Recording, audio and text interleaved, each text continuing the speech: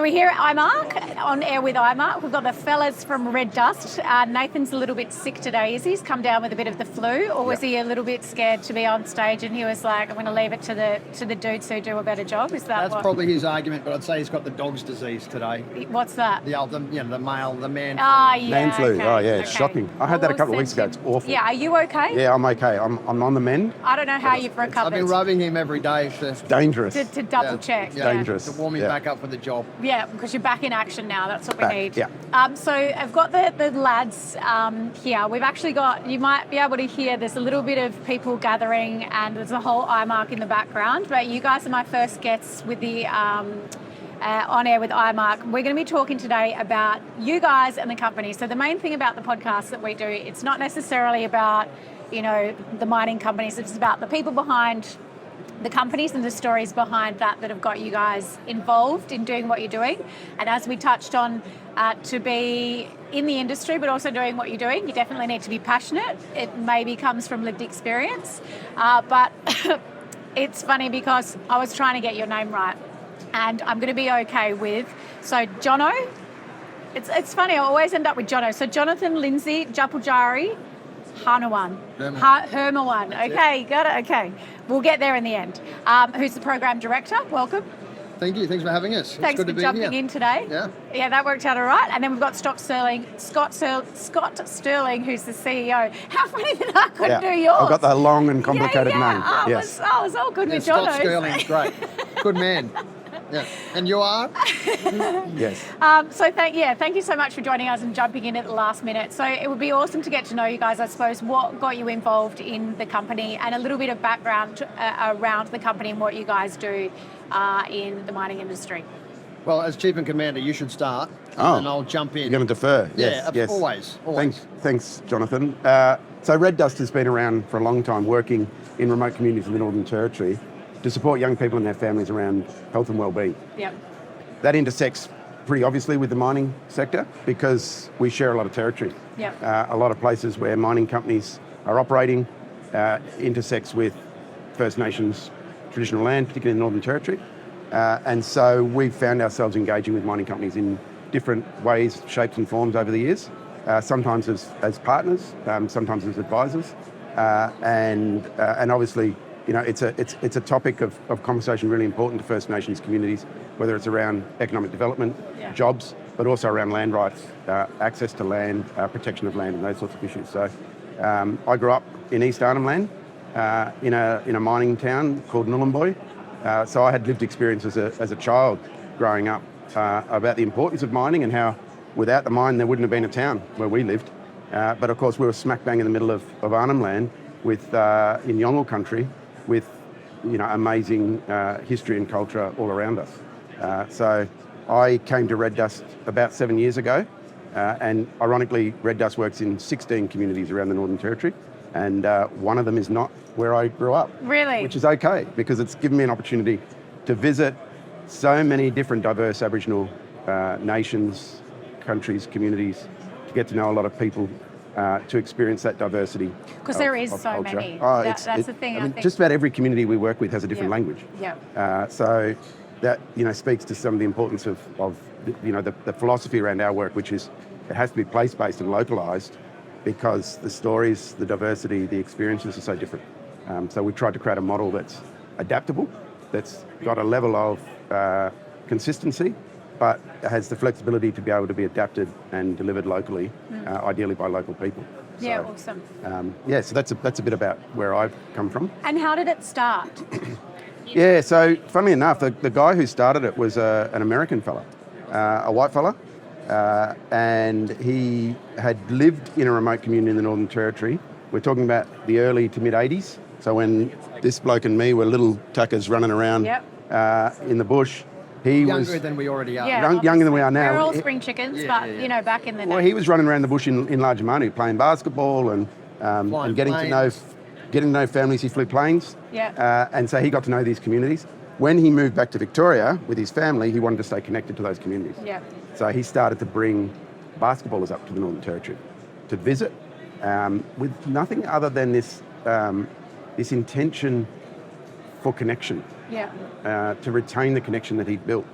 And so I've heard the stories, and sadly, John Van Groningen was his name, passed away in 2012.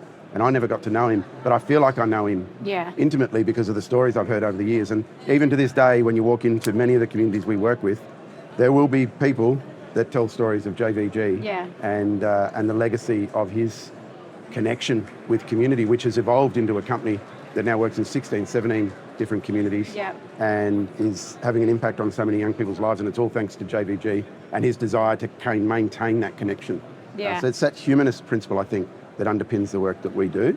And that's what inspires us to do it. Whether you're black, white or brindle, we bring people together to bring their mastery to our cause in the spirit of, creating a stronger future for those communities that want to participate. Yeah, and here's the reason, Becky, that I came on board. So going back 12, 13 years ago now, I was on our community, Wallangura, which is about 600 or 700 k west of Alice Springs.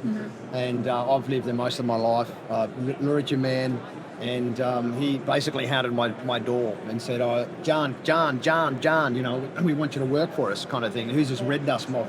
And I would say, I'm going you right back.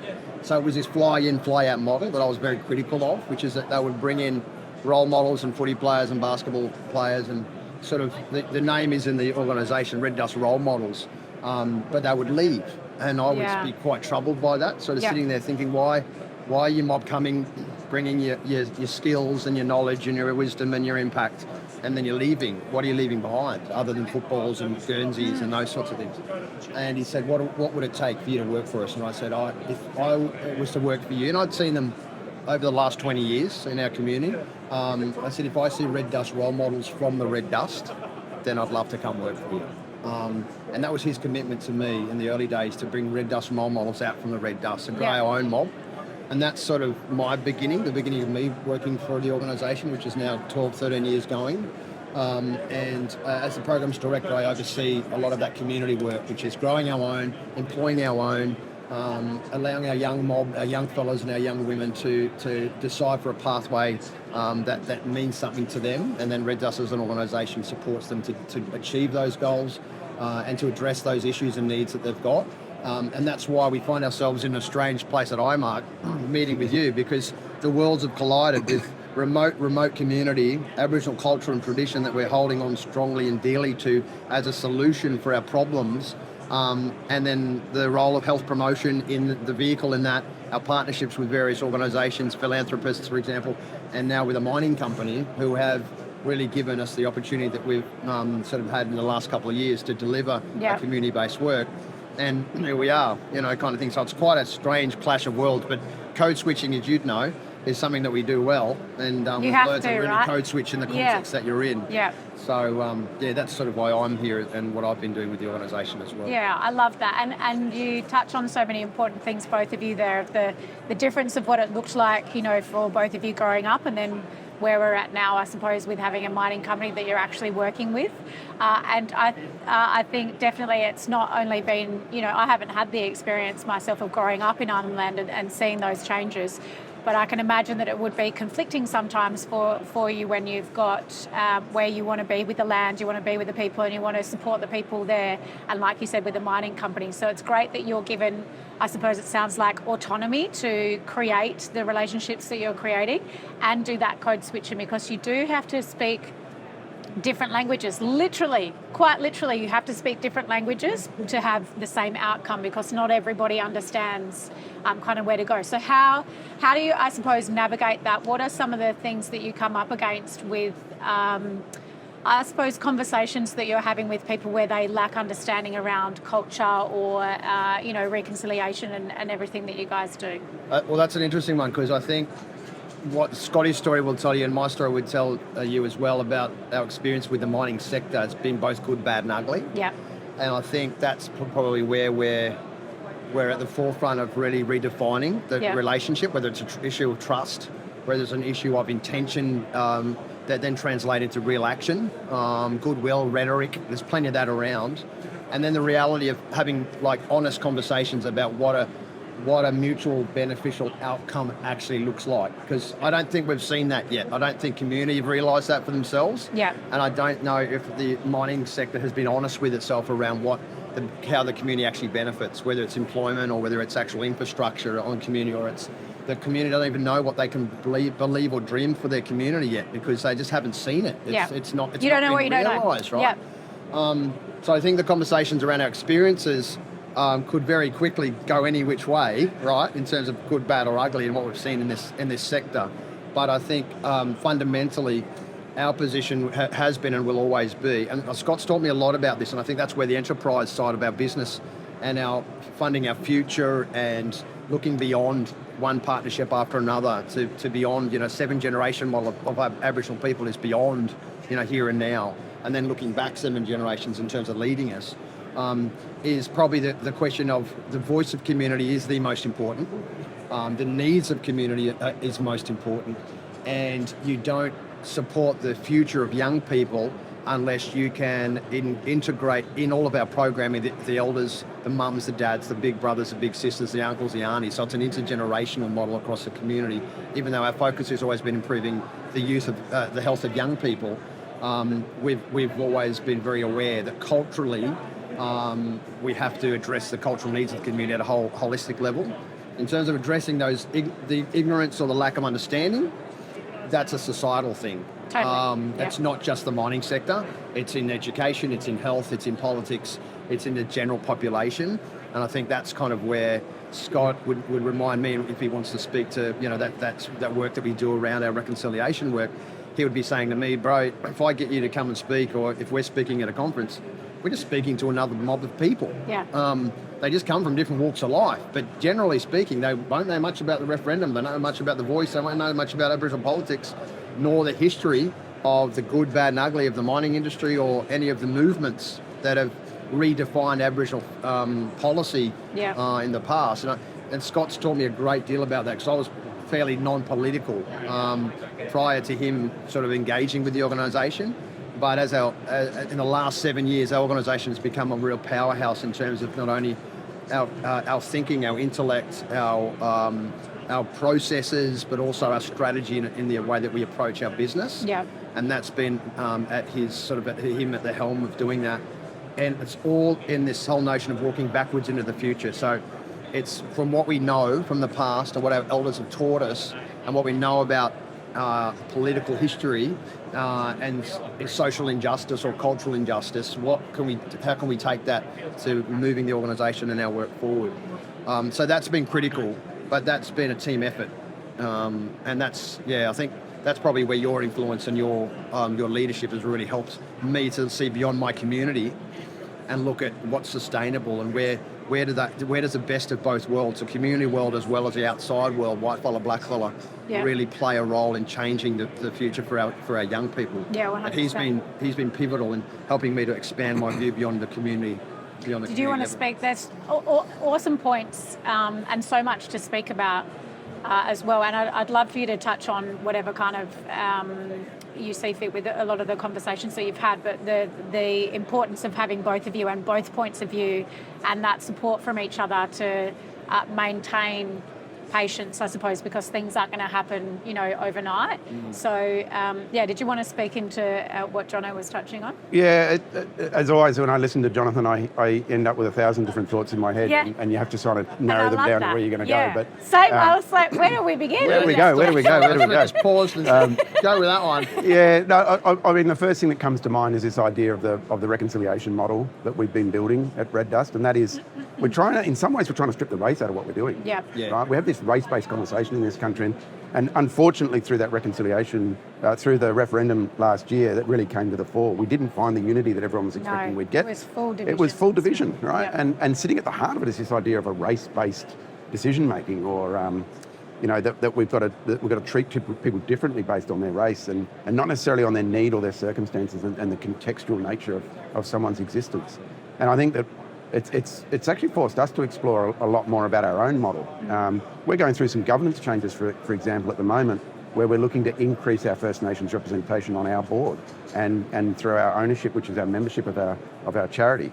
And that's really important for us because, as Jono said, the when you're working with community, it's the voices of community that matter the most. Yeah. So how do we not just have informal voices, but more formal voices coming right up to the top of the decision-making tree within the business? But at the same time, we don't want to get caught up in this idea that we have to be black for black's sake, or we have to be Aboriginal for Aboriginal's sake, because we have to tick a box on a form, because it helps us to get more money. The reality is that our mission is so important, and if you talk to elders in community, they'll tell you exactly the same thing. It's more about the spirit that you bring. What's your intention? Are you signed up to this? Are your values aligned with ours? Do we trust what you say? Will you keep coming back like you said you will? And for 25 years we've been doing that, right? So we've built this trust within community that doesn't matter whether you're black, white or brindle, you're basketball, netball, musician, artist, all of these role models that have come to visit community, many of them have kept coming back. But red dust and that number plate keeps coming back, and it will never stop coming back as long as we can continue to fund it. So within that as well is this critical importance of values alignment. So Jono and I wouldn't be able to work together if we didn't have a values alignment. If we were to disagree, then we wouldn't be able to work together, full stop. That's not to say we don't disagree. No, but not fundamentally, Disagree, but with fundamentally, your values. but Yeah, fundamentally, and 100%. that also applies to the partners that we work with. And we've walked away from partners in the past. We've turned down hundreds of thousands of dollars. Turned down, you mean sacked. He's well, sacked people. We've sacked, we have. We've had to. He likes because it When you're values driven, when you're values led, and you've got such a big mission like you guys, I've written down integrity, I've written down trust, I've written down groundedness. Like, I don't know what your values are, but they come to this base of creating trust with the people that you're working with, no matter who they are, and creating that, when instead of creating division, which has been something that's been utilised for so long in every different sector or throughout the world, to be able to not do that, you really have to have a groundedness within yourself and be values led. So how do you maintain that with each other? How do you maintain that integrity? How do you when JVG, did you say, came to you and you said that, where did that integrity and the integrity in yourself to be able to call him out and say, hey, I need you to come back up, I need you to create trust with the crew?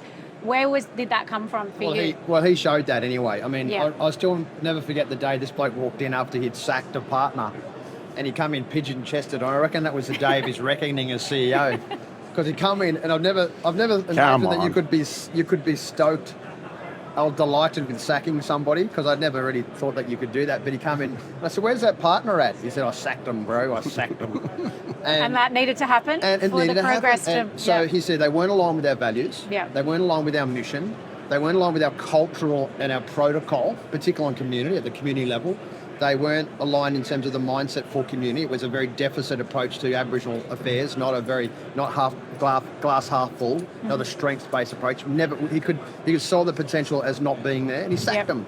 And the integrity comes in him being able to make the decision, and then in me being able to come in and say, I agree with you, I back you, I support you. And I think we've both had to do that over the years, but it still fundamentally comes down to what JVG lived, which is consistency, return service, just the consistency and the determination and the persistence with, I am actually here for the right reasons. And I couldn't tell you how many phone calls I get a day of people ringing me from everywhere wanting something from us, whether it's cultural awareness or can you come and do a ceremony? Oh, I got the you do that sort of thing. And they want this token involvement or token participation. I'm not rubbishing everyone, but I'm just saying it's very common to be requested to give from a community, requested to give culture with very little in return. And I think what Scotty and I have realised is that we've stood by our model that this is a transaction, and this transaction has to be fair, and you have to value what community give if you're willing, and you have to give in return, and then you also have to value what community take if you're also taking. Maybe we haven't had a straight conversation with what you're taking from the people or what you've took from the people, and we'll leave that out there, right? But if we have conversations like that are real, that are honest, and that keep each other into account, there wouldn't be many days where Scotty and I don't pull each other up and say, what are we really taking from this? Like, we're a charity, so we're supposed to be giving. We're supposed to be, a charity, and that therefore we have this altruism about our the way that we present ourselves. But are we taking more than we give to community? Ooh, interesting question. Well, we've had to ask that of ourselves. You know, which pathology do we fit under? Are we mercenary, misfit, or a madman?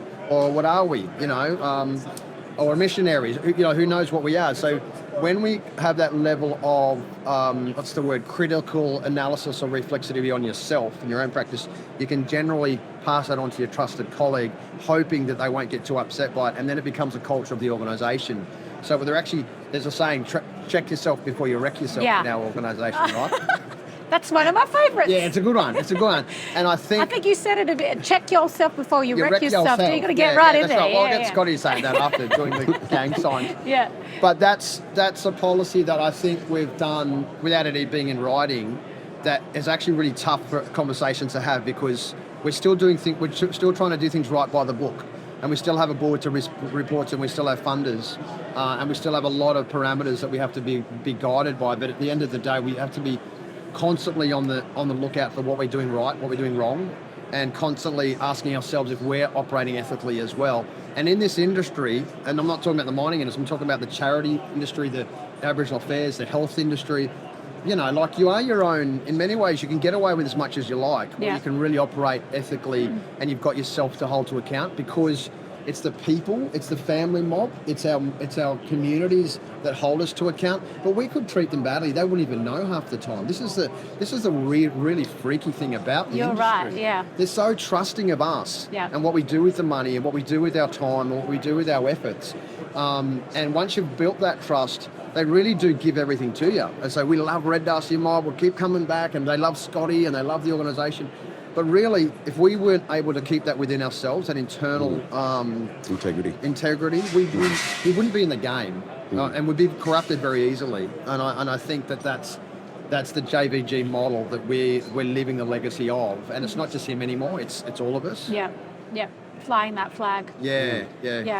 And you touched on a lot of things there, where you were speaking about the glass half full for the First Nations people as well, and how when you've had people in the past who've come in, I can definitely see where a lot of the conversations have been led that way. I think a lot of the conversations for people who don't know look at it as a glass half empty a lot of the time, and it's like, poor them, and they don't understand. And some of the conversations that come up around the ignorance is, that we touched on the handouts, and we touched on people's misconception of what it is to truly provide for First Nations people. And do you want to speak into that, I suppose, in around common misconceptions and conversations that you're having consistently with people around what it looks like for you guys to be able to provide? Let me jump in there for a sec, just because I can see one of the things that I learned very early on was this idea of this deficit construct, and I'd been familiar with it. But just if I jump back a sec, I came from an organisation called the Stroke Foundation. Stroke. So a health charity working on the terrible disease of stroke. And the greatest challenge we had as a charity trying to get our issue on the agenda was to convince people that it was a problem. Yeah. Everyone knows stroke's a problem, but it was assumed that it's just something that's going to happen to people. So therefore, there's not really anything we can do about it. So we had this great advocacy challenge of actually trying to convince people it was a problem before you could then sell them the solution. And when I came to Red Dust, that first problem didn't exist. Yeah. Everyone knows Indigenous affairs is a problem.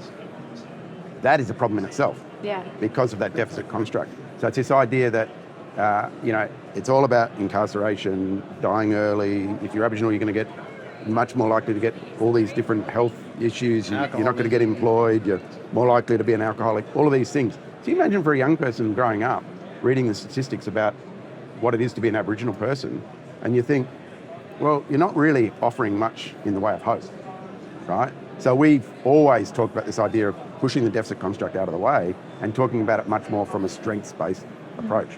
There's enormous strength that exists within community. How can we draw upon that strength? Jonathan talks about culture and community and family, the values of giving, of supporting, of intergenerational care for kids. All of these things are amazing strengths. The knowledge that exists within community is immense. So as a charity, we've really educated ourselves about being able to place equal value on all of those different knowledge systems. So you might be an expert in evaluation, Western style program evaluation. Great, we got a job for you. You might be someone who speaks 3 languages and has a deep connection within your community. Great, we've got a job for you. You might be someone who knows how to make traditional tools, and you can teach the younger people in the community how to make those tools. great, we've got a job for you. So it's this, the other thing we talk about is this idea of know your role, play your role. So if you are there, I'm not there to make tools. I'm not there to speak language. I've got a job, right? And Jonathan often talks about the idea, when we go to Canberra, I come from a political background. When we go to Canberra, I lead the way. I know the way to the different offices and what we've got to do and what we've got to say, and he follows me. When we go into communities, the other way around. Yeah. We code switch, and he becomes the leader and I become the student. And it doesn't matter who you are within the business. If you're in Red Dust, you're there for a reason. And that extends to our partners as well.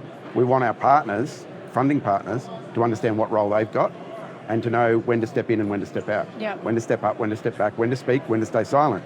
And what we found was that a lot of our corporate partners, because our corporate partnership model was based upon a really simple philosophy. You give us money, we'll fund our programs, and we'll give you some volunteer opportunities to come out and see what the programs look like. Yep. So it's quite unique. Back in the 90s and 2000s, all these corporate partners from big companies like Nike and Vodafone and Johnson & Johnson were getting these amazing experiences going out bush, spending time with kids in schools. We realised over time that there was a level of danger to that. But if we wanted to do it properly, we needed to ensure that all of these people we were engaging in our programs had a baseline level of understanding around the communities that we were working.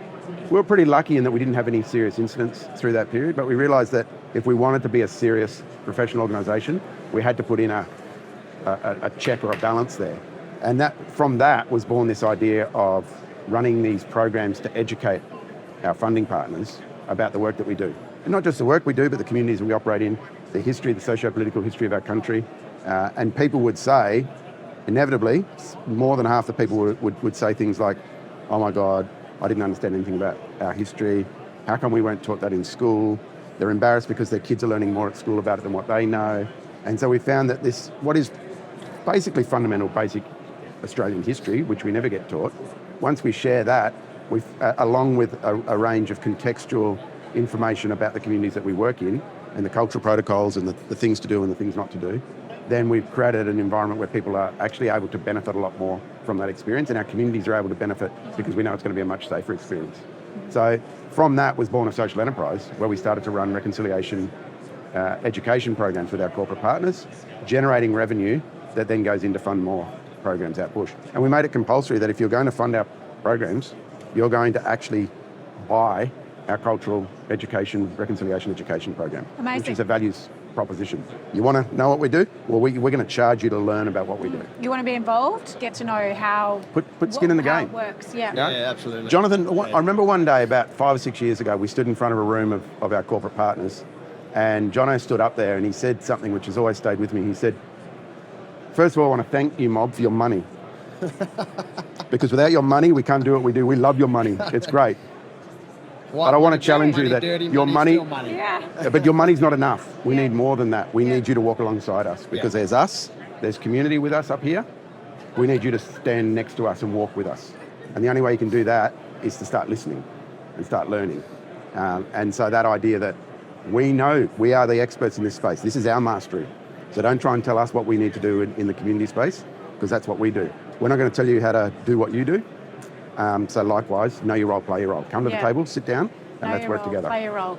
And being able to have that integrity within yourself and the safety within your organisation and the trust with each other that you can be that and have those conversations with people. Because a lot of the time, do you find that people want to be led? Tell me what I can do, Yeah, and I'll try and do my best. Because people don't know what they don't know. And No. They don't know where they can help. And before they know it, they're stumbling through the scrub saying, why did you take me out here?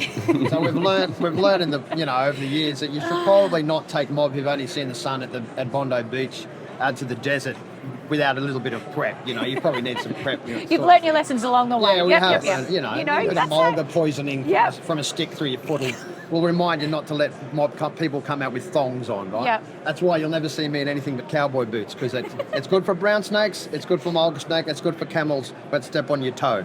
Good for conference too. Yeah, conference too. definitely.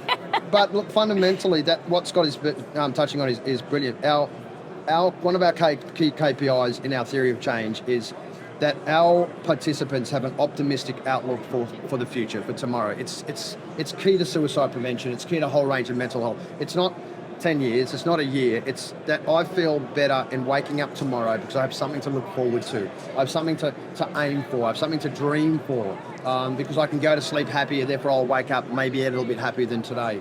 And part of the addressing that deficit stuff is stop telling us the stories of deficit. We know what the problems are. We know they're well documented. We're the most anthropologically and historically, we're the most researched people on the planet. So you don't have to tell us and don't tell blackfellas what their problems are for starters. But let's start teaching and showing each other what the good is in the world and what we can become, and who we can become, and all of the strengths around that. And that's a whole narrative. It's change your mindset, change your outset, right? And I don't know. I'm sick and tired of that deficit. But it's the practical. If I'm talking to a young person, why are we talking about the bad stuff in their life? Why are we talking about the bad crap on community? Why are we talking about the bad stuff between us? Let's certainly we'll talk about that, but let's look at the strengths. Let's look at the fact that we're here alive and we're breathing, and you've turned up. You know, and unfortunately, you can't. When you do an evaluation on a program, you can't necessarily gauge that, except tomorrow. And we may have sort of touched on this, and we will in certain future conversations. Is that tomorrow that young person that you've just spoken to could be dead. Like the difference between life and death for them in terms of a choice around suicide or mental health or a choice to drink or whatever it might be, take drugs, be involved in a volitionally risk-taking behaviour of sorts is the difference between life or death. So I take our work, and I know Scotty, when he sees that in me, he sees the passion come out, which is what you spoke about. Every contact or touch point with a community member, with a family member, with a young person is a touch point that potentially could change their life, not just for tomorrow, but next week and into the future. So if they feel a bit of hope, a bit of joy, a bit of excitement, a bit of inspiration, or an encouraging word, you're good on your brother, you know, you're doing a really good job, and that applies to our organisation, because this is the hardest industry to work in. We could all be doing easier jobs, is something we often say. That makes the world a difference to an individual's life, black, white or brindle. Yeah. So having a good narrative around that, and then the evidence to show that my life is good because of you, or my life is better because of what we're doing, then speaks for itself as well. And we're hoping, and we've always hoped, that the groundswell of that will build a much vibrant, more positive feel in the community. And I believe that we're having that across our programs. And that's what essentially the mining company that supports us has done for our programming and all of our other partners. So think about, Jono, one of the great myths that we often dispel with our partners when they first turn up is we tell them, we're not here to fix, save and solve the perceived problems that exist, which is a great challenge, particularly to that white fella business, entrepreneurial, corporate mindset, which is, well, that's what we're here for. Give me a problem, I'll solve it, right? Yeah. And so when we tell them we're not here to solve the problems, it becomes a bit of a challenge, because you go, well, what are we here for then?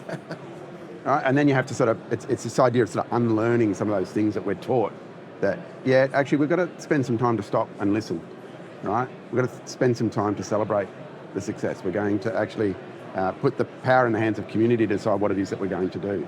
And so, as Jono says, that idea of, you know, taking the conversation in a direction that's much more positively focused, which is why it's all activity-based, most of what we do. Yeah. And again, when you're trying to evaluate, people go, oh, it's just a basketball program, or it's just a music video, or it's just an art mural on the wall. But if you actually sit down, that end product is one thing, but the power and the magic is in the 5 days that led up to that output. And the being, right? The human being is what the human being, not human doing, that's right. And so all that work that goes on in the week of a program, which leads to an output, that's where all the magic is, and that's where the change takes place. I love that. But that's a huge challenge for a lot of people, because they don't know how to stop, they don't know how to listen, they don't know how to pause, they don't know how to sit in silence. You know, like, and there's old people over there, and we're waiting for them to speak, but they're taking about 20 minutes to get themselves together, but they've got a lot of good things to say. And you just sit down, just be quiet, just stop fidgeting. You know, like, you get fully grown human beings from the corporate world of the city, sitting there going, you know, waiting for something to happen. It's like, hey, come on now. We all come from generations of sitting in the bush. Doesn't matter whether it's here in Australia or overseas somewhere. Just be for a second. And I think that reset is critical, because then they begin to journey on, empathise with what it really is like for a young person or a community person to come from where they've come from within a couple of generations, if not one generation, from this traditional world to this postmodern world, and then learn and be involved with all of the strengths of what this world brings for them, so that they can change their lives and the lives of their families. I think that's quite transformational for a lot of people. Yeah, 100%. Yeah. And you speak about, you touched on it. It seems as though that the company is providing hope for the people who are at the end of it, providing that hope and those great conversations of what life can look like, instead of constantly talking about that deficit, and then educating the people who don't quite understand what that looks like and giving the awareness to that, but doing it in a way where it's giving still. It's not taking away. It's not saying you're stupid. It's not saying you don't know. It's saying here's a little bit more information that might be able to help you be better or do better in the world. And then also, you speak about the people a lot, and you speak about that ground level. I suppose the question that keeps on popping up, and how you guys speak with each other. And you were talking about how when you go out into the bush, you're the teacher and you flip into being the student, and vice versa when you're going into corporate. Not everybody's able to do that. That's a real benefit and value, and the kind of person who's able to do that. Where does that come from? What's, I suppose, many a moments, or what is it, something that your parent or somebody taught you in being that kind of person in the world? Easy answer. That's culture. Yeah. So it's a traditional cultural protocol around leadership, and that is, and many listeners may not understand this, but I know that plenty of blackfellas or people who come from generational homes that have generational members in their home, like elders, live with Nana, live with Papa, whatever it might be. The only example I can give is that in our traditional leadership value system, and it applies to when you're going onto somebody else's country.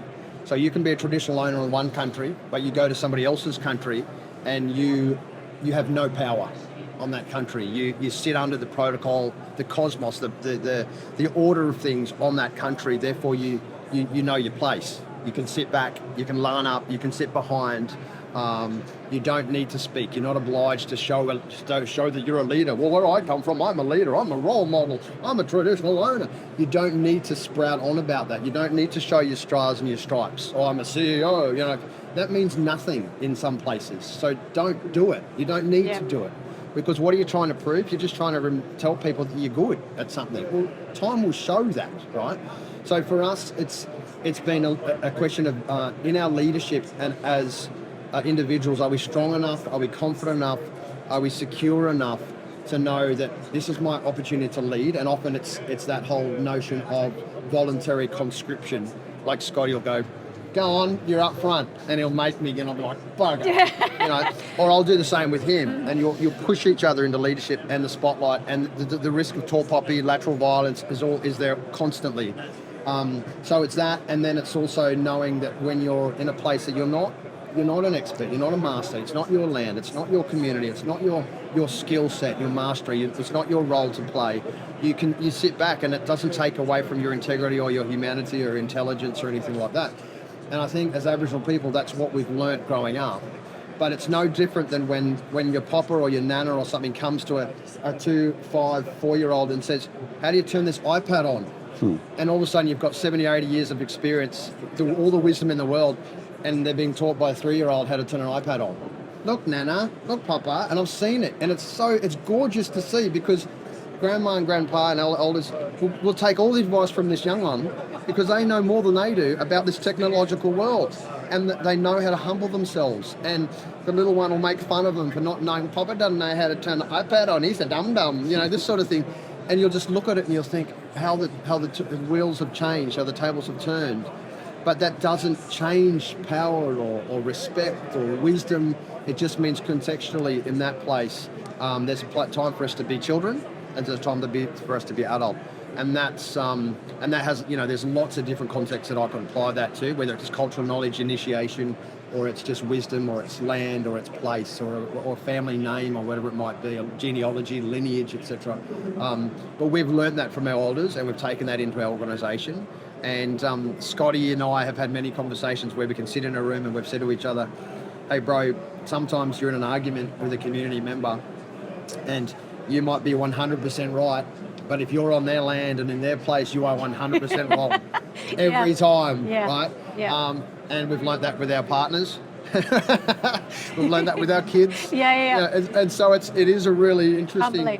What a gift to have that, the humbleness in the world. I think if everybody had that, where they had the ability to be able to have conversations where you're intrigued, you're a little kid intrigued. That's the basis of the podcast as well, is being okay with asking questions of things that you don't know. Yes. I think that's something that we've lost as a society, where if you're not an expert on something, or if you don't know something, then shut up. Whereas it's the opposite. If you don't know something, ask questions. If you're unaware of it, humble yourself and be okay with being able to learn. You don't need to know everything. But you have to respect the person you're with to be able to do that too. Yeah, like 100%. I respect Scotty, so if I'm out of my depth, he knows that I will say I'm out of my depth, I can't do this, and he'll do the same with me. So I think fundamentally it does come to that sense of partnership, and it happens in relationships too. You can relinquish power and be humble and be a baby brain.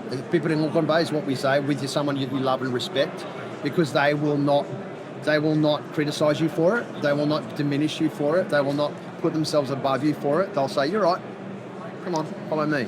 So humility is key to all of this, right? And if we think about the great corporate partners that we've worked with, it's those leaders that are able to demonstrate that humility in the way they approach our partnership. They're the great partners. Those that will happily sit at a table with us and just say, I want to learn. And when they come out on country with us, they are able to shed that armour that they wear into the boardroom and to the media conference and to the whatever it is. They shed all of that and they step in behind. So I think there is an innate leadership element to it, and it is deeply cultural in terms of what, when you contextualise it within the community context in which we work. But I do think that it's a leadership trait that exists within society, and certainly we've met good leaders and we've met bad leaders along the way, and it's those good leaders who recognise that concept of, well, I don't feel threatened by saying I don't know. I don't feel as though I'm now being diminished because I didn't understand that and that I had to ask, what's happening there? Can you explain why that's there?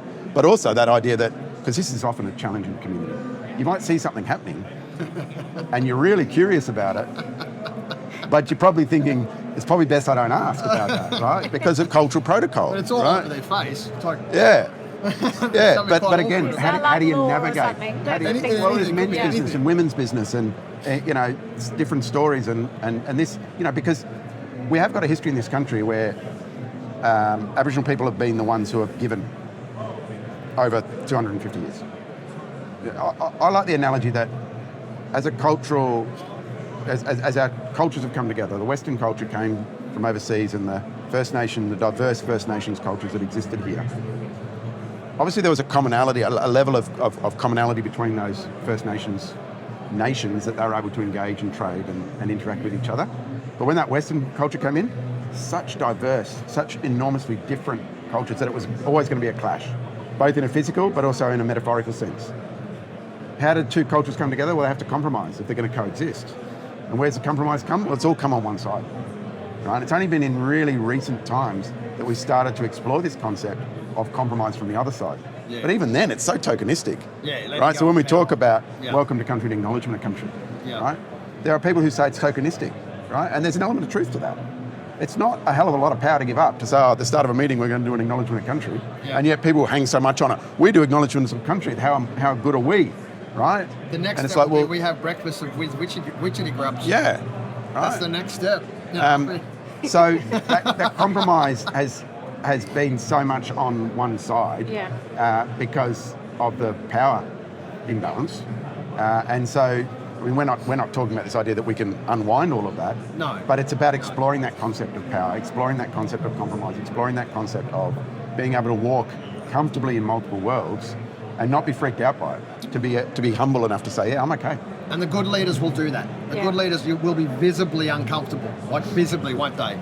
But they'll be going, but this is good. I'm doing this because I think it's important. You won't find out about their degrees and their wage and their position in the organisation long after they've actually sat in the circle and they've been uncomfortable and they've been hot and they've eaten some wood grub or some kangaroo tail, or they've noticed things that they just don't know how to respond, what to respond to, or things that they're confused by, the culture shock of the whole situation. But they've been willing to come and sit and spend time and then come again and do the same. Let me give you an example. So we took a group of executives out to Jonathan's community at Wollongong or Kintore, and then on the way, it's a 6-hour drive if you don't stop, which we did. You have to stop. Right? And we had to stop at one community because there had been a death and there was sorry business going on within that community. Now, for Red Dust, that's an enormously important protocol, that if we know of a sorry camp where there's family in mourning, it's critically important for us to divert, stop, spend time to pay our respects. Now, the bit that often our visitors really struggle with is the idea of paying respect to a family that you don't know and that you had no idea you were going to do it. And then it's not on the agenda, it's not on the schedule. And then they're being asked to file through a community sorry camp and shake hands with maybe 40 or 50 family members that are in mourning. And the way people respond to that is really telling, because as you said, those with the humility will just follow. They'll trust that Red Dust knows what it's doing and this is the right thing to do and I'm not stepping outside of my protocols, and then they'll come away from it and they won't try and ask the questions while they're walking through the line. They'll save those questions up for later on around the campfire. And by and large, because we've been able to educate people to say, trust us, follow us, we know what we're doing, and they're able to navigate some of those what can be awkward or difficult or fundamentally different situations, but critically important from a protocol perspective. It's not just something on show, it's absolutely fundamentally there for a reason. So people have adapted to that. But as you said, often with that visible discomfort that comes with not knowing. That's the thing, and like the trust that you guys have created, I suppose, and it's taken many years to get to that point, so that you trust yourselves, you trust the company, you trust who you're working with, and then people can then trust what you're doing there.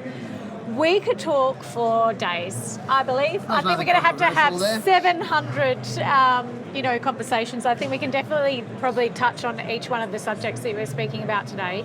I suppose before we kind of finish up, what is it, I suppose, that people can do to engage with you guys, or maybe they haven't quite engaged with you, they're interested in what they can do, maybe they've got some conversations that they need to lead or anything like that. What is it that people can take action today listening to this to either reach out to you or to engage in their communities that they're surrounded by or involved in? I think you probably learn from spending a bit of time with us that we don't mind a yarn. We're pretty happy talking about ourselves and what we do, and because we are passionate. Heavy-hitting topic every now and then. Yeah, heavy-hitting topic. Wasn't quite heavy-hitting enough. We could go right in there. We're passionate about what we do. Yeah. We're passionate about learning, and that's what we get out of coming to something like this, is we learn. But we also like to be involved in conversations where we can impart our mastery and our wisdom and our knowledge, always from knowing what our place, where that comes from. So, we're open to conversations. That's the main thing. If people are interested in having a yarn with us about how we can support conversations within a workplace around the topic of reconciliation, Australian history, education, cultural awareness, those types of things, that is now bread and butter for us. It's a social enterprise that is funding a lot of the work that we do out bush, which is critically important. Let me throw in another one. I can't get away from a conversation without talking about our toothbrush. You absolutely cannot. Yeah, exactly. We are now toothbrush barons. Sell it to me, boss. We are toothbruch barons. We bought a toothbrush company. That's how amazing does that sound? We're a baron. We acquired a toothbrush company. So it's a Red Dust bamboo toothbrush. Yeah. It's tied directly into our health promotion work because obviously we do a lot of hygiene work with kids in schools around the territory. But we did acquire a small bamboo toothbrush company, which we are now looking to grow and expand. And the idea is buy a toothbrush and the funds go directly into supporting our... How did that come about? Well, so a group of really good people in Victoria started up this social enterprise 6 or 7 years ago. And it was getting some really great momentum. It struck hurdles through COVID like a lot of small businesses did. And my sense is that the team sort of ran out of steam. And one of the founders came to me because they'd been supporting us through the social enterprise by donating profits to us. And he came to me and he said, Scott, I've got two choices. We've run out of steam. We're either going to wind this company up or we're going to gift it to you. So when I say we acquired it, we paid $2 for this company, right? I don't know if I'm allowed to say that, but anyway, we paid $2 for this company basically as a gift. $2 and now we're selling bamboo toothbrushes to Australia. So have you got some here? Yes, we do. Yes, we'll get do. some later. Yes, Right, yes we do. Yeah, yeah. We have got plans for this company to become a really great driver of revenue for us. Yeah, so that we can get away from that handout mentality. Yeah. And look, who knows in the future, Yeah. we'll start, we'll even look into starting to make these things ourselves. Yeah. What are the opportunities to build a manufacturing business around bamboo toothbrushes in the territory, which will create jobs as well as revenue. So it's a really exciting opportunity for us alongside our reconciliation fee for service. At the end of the day, we want to bring value to the conversations around the work that we do, but the shareholders are our community members. Yeah. And that's where all the benefit goes. Yeah. Finding synergies is fundamental. So we will partner with any organisation as long as our cultural values and our synergies are fundamentally the same. Yeah. We will make something work for hopefully for mutual benefit, and that will ultimately go back to our communities that we work with. Yeah. Yeah. So it's just a matter of reaching out, starting a yarn, and then finding synergies, finding opportunities that meet mutual goals. And who knows? I mean, we're here at a mining conference now. And 5-10 years ago, I never thought we would be partnering with a mining company. So, the future is bright, and we are not, and part of what Scotty is saying is that we are absolutely aware that your sphere of influence is your sphere of influence, and your business is your business, and your mastery is your mastery. But if there's a role for us to play in that, in supporting you to do a better job of what you do, you will help us do a better job of what we do as well. And I think that's what the outcomes of our partnerships have provided for us over the many years that we've been in business. So Yeah, awesome. yeah. So eloquently put. I know we could touch on, like how we can do better and, things that we're doing well and what companies can do in different workplaces and all that kind of stuff. I would be really interested in touching base with you guys again and continuing the conversation because I know that we all love a chat. Yeah. Check yourself while you wreck yourself. Check yourself before you wreck yourself. Is there anything you wanted to leave on? Where can people find you, and what is it that you'd like to leave on? I suppose something that people can kind of think about. Well, we have a website, reddust.org.au, so jump on there. We're on the socials, on Insta and Facebook, so we're always looking to... Are we on TikTok yet? Oh, we are. We're on TikTok. Right, okay. Good. Yeah, so we're out there. We're easy to find. So jump on and send us a note, and we're happy to start a conversation. But really, at the end of the day, our big mission is about levelling the playing field, recognising that we all bring, as Jonathan says, we all bring mastery to this conversation. We're wanting to reimagine the way that we can all work together in this space. Reconciliation is not a dirty word. It's not a there's a risk it's being bundled into this sort of woke agenda. It's not. Yeah. It's just about the way, bring it back to what JVG was about. This is a humanist piece. Yeah. This is a humanist project about how, as people, we can work together and draw upon each other's strengths to make the country a better place. Yeah, I love it. Yourself? Yeah, well, it's spot on. There's no way forward that's at the mutual exclusion of the other. Yeah. So it's white, black and brindle together. Yeah. If we're to improve the lives of remote Indigenous communities, I believe that we can improve the lives of urban and rural white communities across the country together, because there's something in it for all of us. Yeah. And not at the exclusion of each other. And I think that's the binary that we don't like to get caught up in. But it's knowing your role, playing your role, and doing it together. Yeah. And bringing that to the forefront to then decide what the future looks like for all of us as Aussies, really, at the end of the day. I love that. Unity and community. Thank you for all the experiences that you've had, all the shitty experiences that you've had in your life, all the good ones that have led you to this point to have this conversation, and being able to have the conversation with us today and continue helping other people as well. Thanks for joining me on the Resource Podcast. Thank you. Thanks, Becky. Thanks for having us. Pleasure.